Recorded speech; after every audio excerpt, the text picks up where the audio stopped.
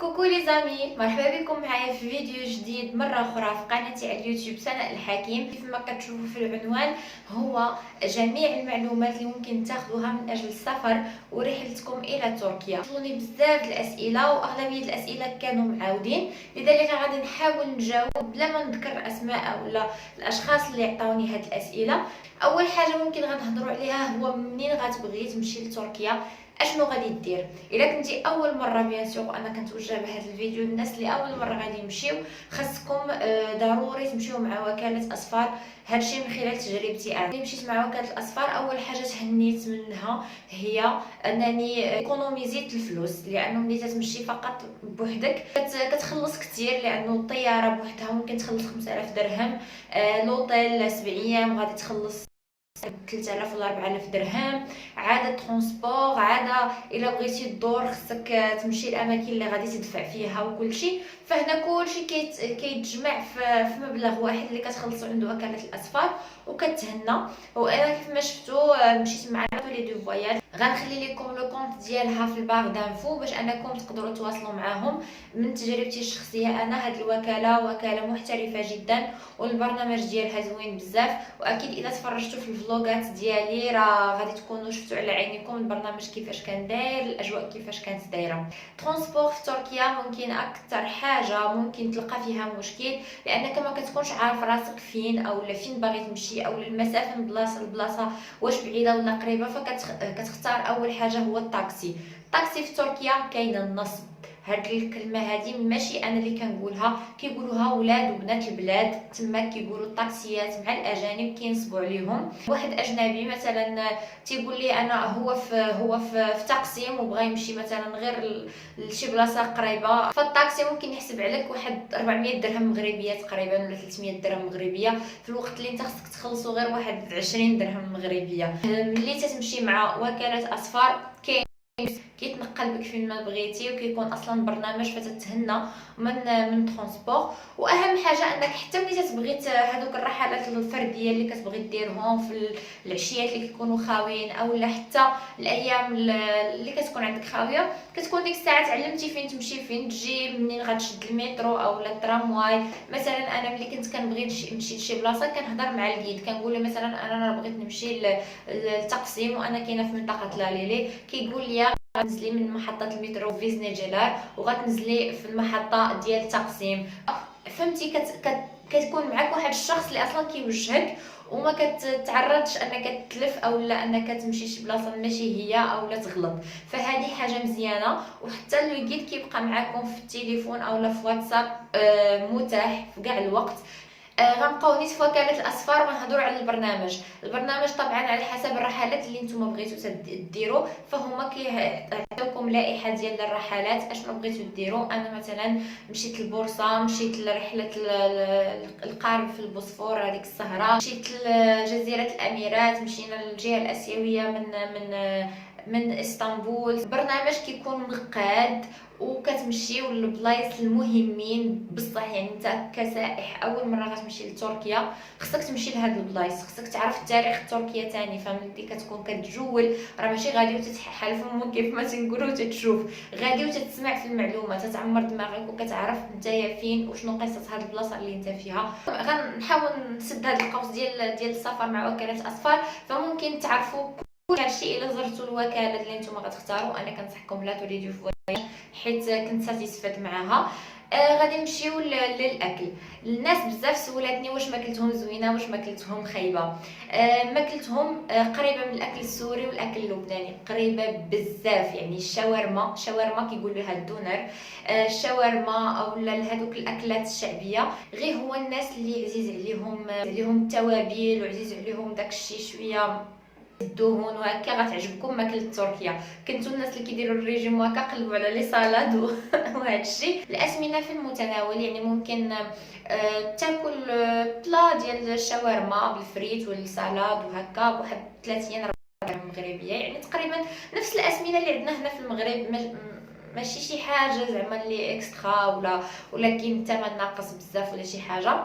انا اكثر حاجه كليتها تما كانت الشاورما. كانت صدفه فيما كندخل شي كنلقاها هي الاقرب مني فكنختارها. ما كليتش بزاف د الحاجات، كليت من البقلاوه وكليت من الكنافه زوينين عجبوني تماك، مي ما كليتش منهم حتى قدر الشبع. الشاي التركي بزاف الناس كيقولوا لي طعمه خايب، مذاقه خايب، كيفاش قدرتي تشربيه، شربتيه بزاف كيفاش. الا كان كيعجبكم ليبتون غيعجبكم الشاي التركي لانه تقريبا نفس المذاق. والاثمنه ديالو ممكن تلقاه في شي كافي ب5 ليره، ممكن تلقاه في شي كافي شعبي ب2 ليرات، يعني على حسب المكان اللي غتجلس فيه. واش لوكس واش عادي. وهاد الحاجه اللي غنهضر لكم عليها ممكن غتفيدكم لانها فاتني. نصيحه هي هو انكم قبل ما تمشيو لتركيا غادي ديروا يوتيوب وغادي ديروا الكلمات التي يمكن ان استعملها في تركيا، كلمات اللي هما بازيك. وانا غنعطيكم شي وحدين من الكلمات اللي بقيت عاقله عليهم واستعملتهم وكيساعدوكم بزاف. مثلا ملي تدخل المطعم ملي كتبغي تنادي على الكارسون كتقول ليه لطفا ولا بكار مسنس.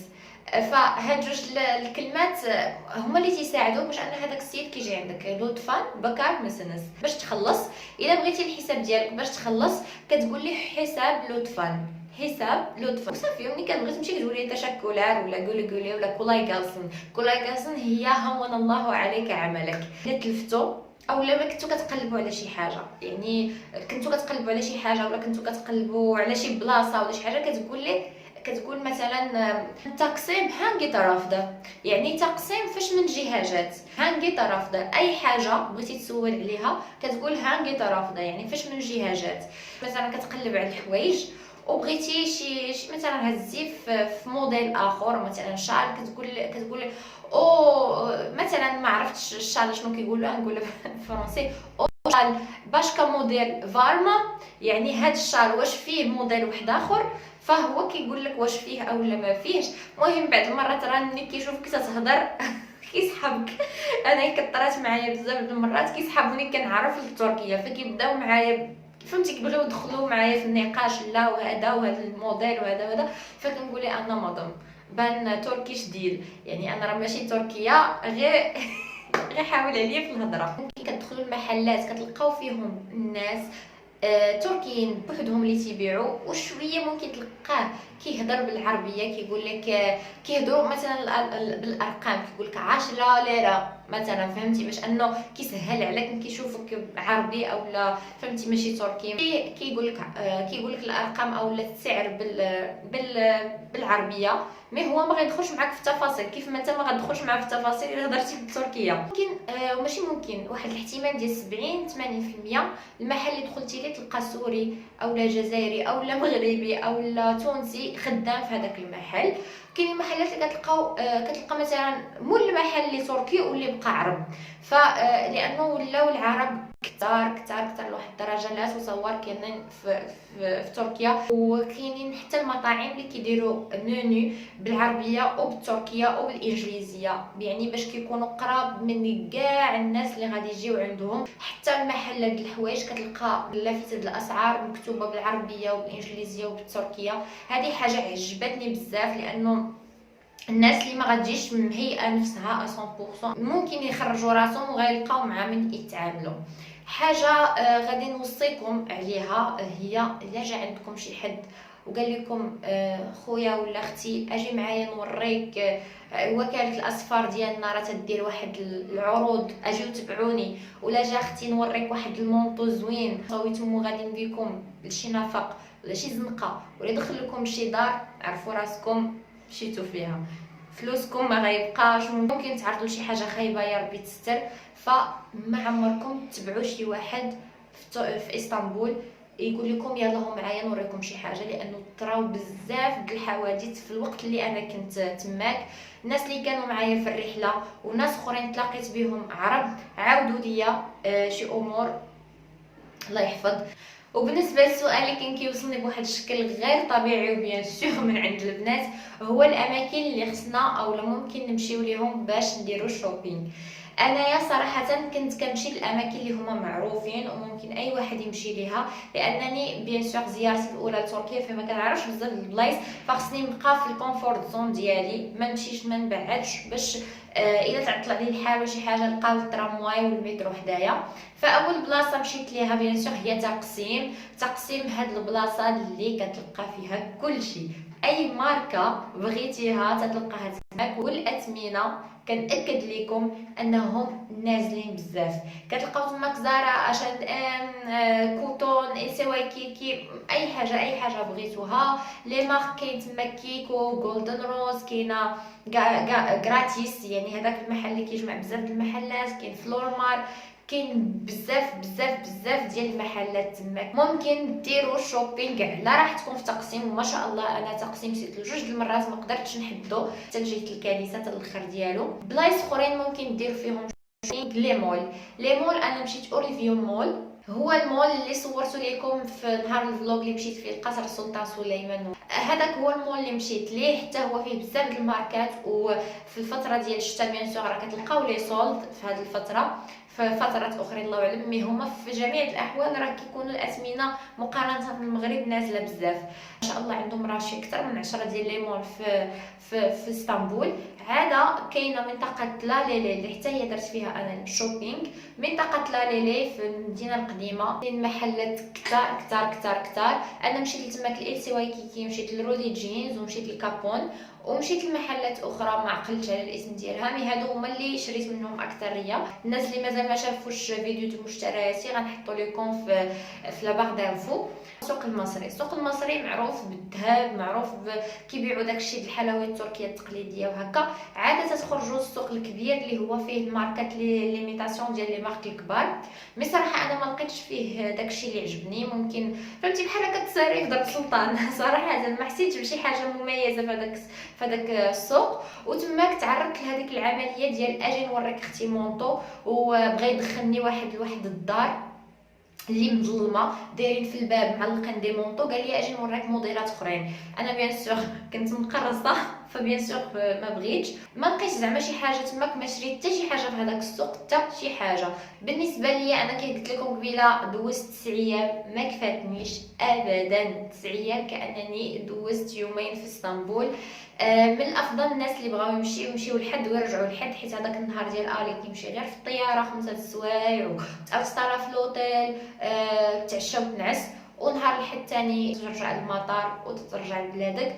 وعلاش الحد؟ لانه الحد هاد النهار كتكون اسطنبول شبه ساده، يعني اغلبيه الاماكن كيكونوا سادين، الطرقان كيكونوا سادين، هم واحد الشوارع كيكونوا مسدودين، كيكون واحد شويه د البؤس في اسطنبول. انا النهار الاخراني خرجت نفطر برا حسيت بالحزن اكثر من اللي كان فيا، وانا حيت غادي نرجع. فما كنصحكمش انكم تجيو في يعني نهار الحد تحاولوا تستغلوه، ما غتستغلوش بشكل كبير. بالنسبه الفلوس انايا كيف الناس في لاجونس قالوا لي حاولي تصرفي كل نهار القدر اللي غادي يقدك في هذاك النهار، ما تحاوليش تاخدي كل شيء وتصرفيه دقه، كاع داكشي اللي هز معاك وتصرفوا دقه لليره، لانه كيف ما تعرفوا هذا الوقت الليره في تركيا غير مستقره، كتطلع وتتنزل. وانا درت هذه القضيه ونفعتني زعما الحمد لله، كنت كنلقى الليره تتهبط وتتنزل في هذيك الفتره، مي ماشي بزاف. هذا مكان، هذا هما المعلومات اللي ممكن نعطيكم. حاولت نجمع كاع داكشي اللي استفدتو اللي درتو في تركيا. اي بلاصه مشيتو ليها قسما بالله ما غتندموش، لانه كتعرفوا على البلاد اكثر. المره الجايه الا رجعتي بوحدك كترجع وانت مرتاح.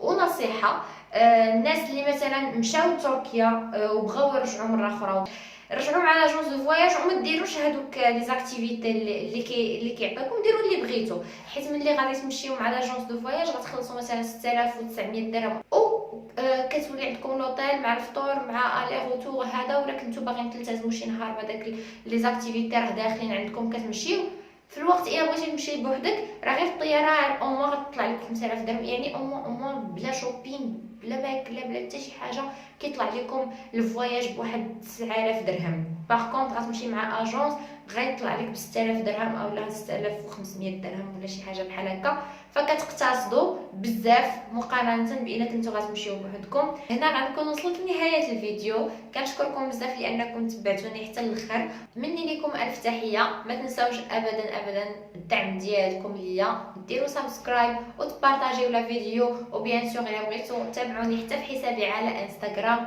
او جيم ما تنساوهاش. ميرسي بوكو مره اخرى، كنتمنى انكم تكونوا بخير وعلى خير. مني لكم الف تحيه، بسلامه.